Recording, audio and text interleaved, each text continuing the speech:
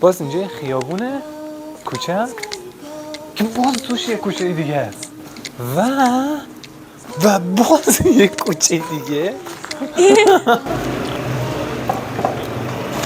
خب داریم یواش یواش به اونجای نزدیک میشیم که حرم رو میتونیم کامل ببینیم. اینم یکی دیگه از خونه‌های قدیمی سراب. واقعا چرا اینجا در داره؟ خب اینم یه خونه قدیمی این دیگه است. در اینم چوبیه. اینجا یه خونه یه دونه مخفیگاه داشته که میتونستن برن و داخلش قایم بشن. دقیقا پشت همین قسمت مستطیلی که نشون میدم. اینجایی که ما الان وایسادیم میدون سعدیه و تا اواخر دوره قاجار یکی از دروازه‌های شهر مشهد بوده به نام دروازه سراب. حالا ما امروز میخوایم شما رو ببریم محله سراب، یکی از قدیمی ترین محله های مشهد بعد از محله نوقان. اینکه چرا اسم این محله سرابه و چه چیزایی باحالی تو خودش داره در ادامه با ما ببین. حالا پشت سر من خیابون سعدیه، اما این طرف که میشه خیابون سناباد یه چیز جالبی در موردش هست. قبلا اسم اینجا گورگاه سراب بوده، یه جایی که گاوها چرا میکردن یا به اصطلاح آبشخور بوده.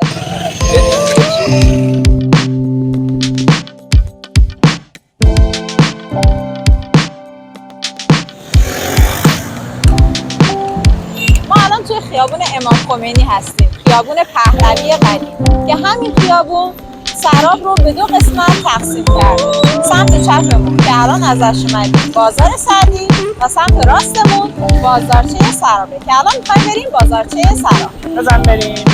میشکم برای ما باید نمیساده از خیابون. این شما و این هم بازارچه سراب.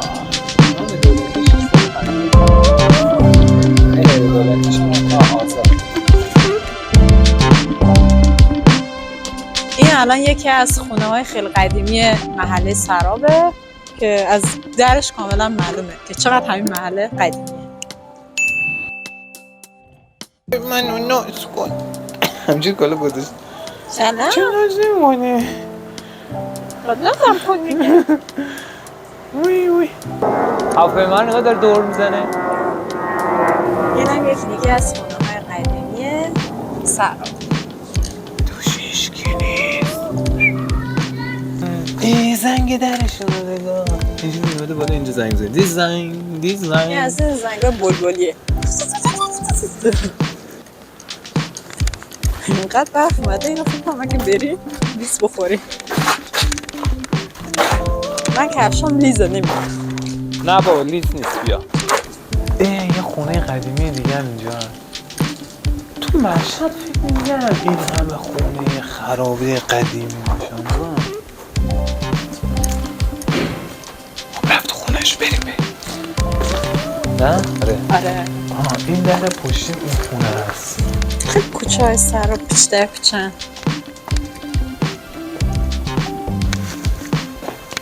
این هم یه خونه قدیمی این دیگه در این هم چوبیه. زندگی نکنی کسی. آره اینم خرابه شده. نگاه کنی بچه ها اون در رو که تو زمین نمیذاشتن دیگه. اون وقتی که این خونه رو ساختن اینقدر پایین بوده سطح این کوچه، هی آسفالت کردن اومدن بالا. اما این همه الان بالاتر. دستم اینجوری بگه که من لیز بخور. یک طرف هست ولی بنبست. قدرت خدا. یه خونه قدیمی دیگه که خرابش کردن بوش ساختن. اینا آجر قدیمی ها رو نگاه کن. آره مساله‌ای که توش استفاده کردن. این کوچه ها رو باز چقدر باریک میشه. این خونه خیلی قدیمیه. من فکر نکنم بازم توش دیگه زندگی نمی‌کنن چون شیشه‌هاش شکسته و ولی این دیوار شکم به سمت این ور اومده ها. نگاه شکم کرده؟ آره اینجاش هم ترک داشته. فکر کردم اینو گذاشتن اینجوری. پنجره‌های قدیمی. اما الان تو محله تو مشهد هستیم که مال خیلی قدیماست و اون موقع ها دیگه کسی ماشین و اینا نداشتن، همین با یا پیاده یا با نهایت حیوانی چیزی میرفتن و میومدن. برای همین که کوچه ها پیچ در پیچ باشه و اینا اصلا چیز عجیبی نبوده چون قرار نبوده ماشین بیاد بره تو خونه پارک کنه و برای همین هر چقدر دوست داشتن کوچه ها رو پیچ در پیچ ساختن، تنگ و باریک ساختن. این نظام مهندسی و اینا هم که نبود. واقعا برام سوال شد اینایی که تو همین کوچه‌های پیش در پیچ خونه گرفتن ماشیناشون رو کجا پارک میکنن؟ لطفاً پارک نکنین، ساختمان در حال تخریب است. حالا نگاه کن چه پارک نکردن اصلا. از سراب برگشتیم 5 در توی اومدیم. خیابون این همه هستیم. پیش در پیش رفتیم و اومدیم کلاً یه دونه خیابون. اومدیم آره جلو. دیگه. چرا ها رو نگاه کن کجا؟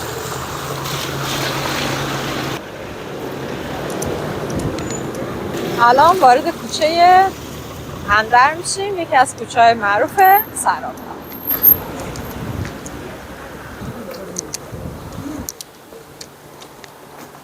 اینم یه کوچه بوده، این خونه رو خراب کردن با قنبر 12. اینم باز یکی دیگه. اینا لید نیست؟ چرا موضوع باش.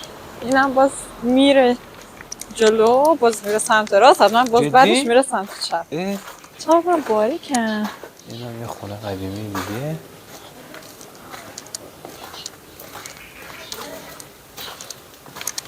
خیلی باریکه. از این کوچه باریکا اینجا خوشم میاد. مثلا این خونه‌ای که این شکلی هستن مهمونای مخفیشون رو میگن از این سمت بیان و مثلا برای پارکینگ و اینا از این سمت دیگه باز میرن. خطر ریزش سنگ از بالا، خطر ریزش سنگ ساختمان، مسئولیت ندارد. نمیدونم اون بالا پارک هم پنج. سنگاش همه افتاده، ولی با این حال همه پارک کردن. خب سمت چپمون دبیرستان دکتر شریعتیه. کبوتره رو نگاه. چی میدونی؟ آره اوناش دوستش همه اون بالا.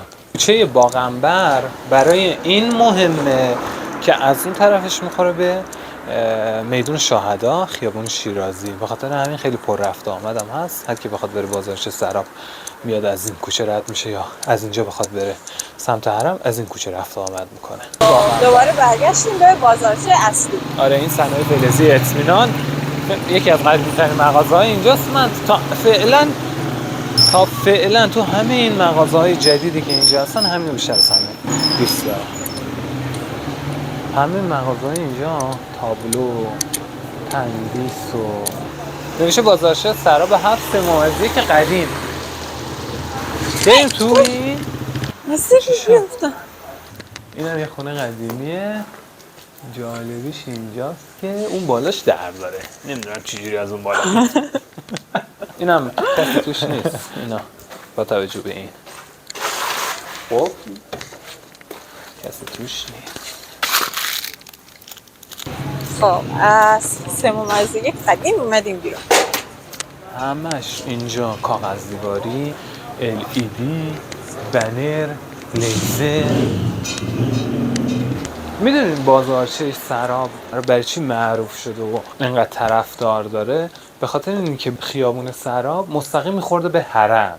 بعد انگار کلی زائر و اینا رد میشدن، کلی شغلای مرتبط با زائرین و اینا بوده. اما الان که دیگه اونجوری نیست، همش شده بنر و لیزر و فلان. اون اصالت قدیمیشو ندارن مغازه.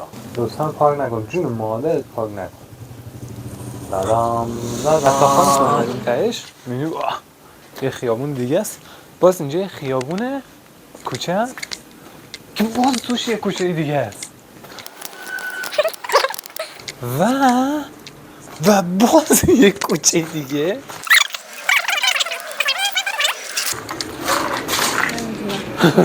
یه کوچه دیگه. او بله. برمیگرده تو محله سراب.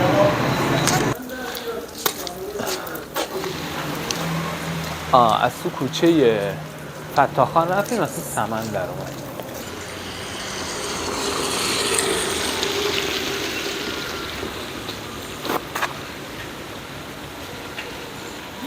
فراموش نکنین ما الان تو کوچه دادفروغ هستیم، بازارچه سراب 8 یا 6 ماه از یک قدیم.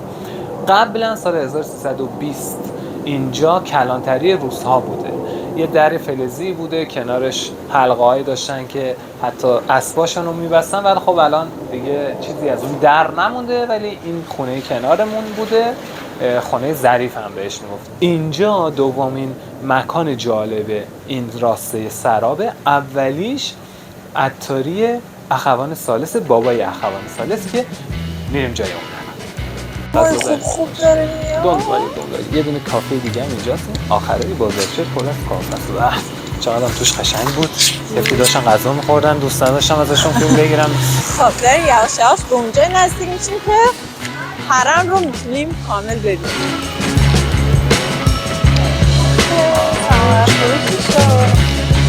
یه چیز جالب در مورد بازارچه سراب اینی که به شاهین فخر هم معروفه.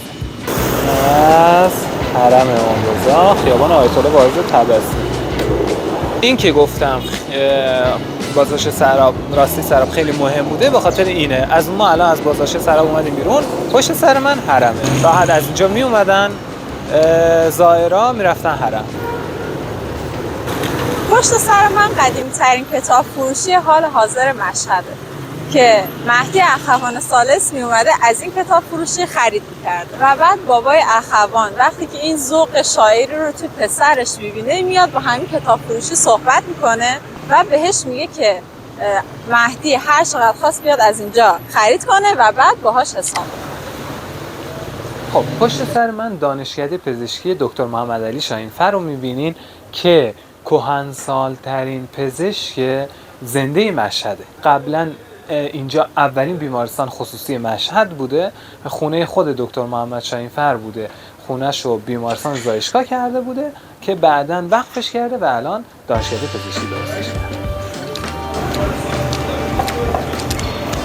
این ساختمانی که اینجا هستش با این گنبد بزرگش در واقع یه حوزه علمیه.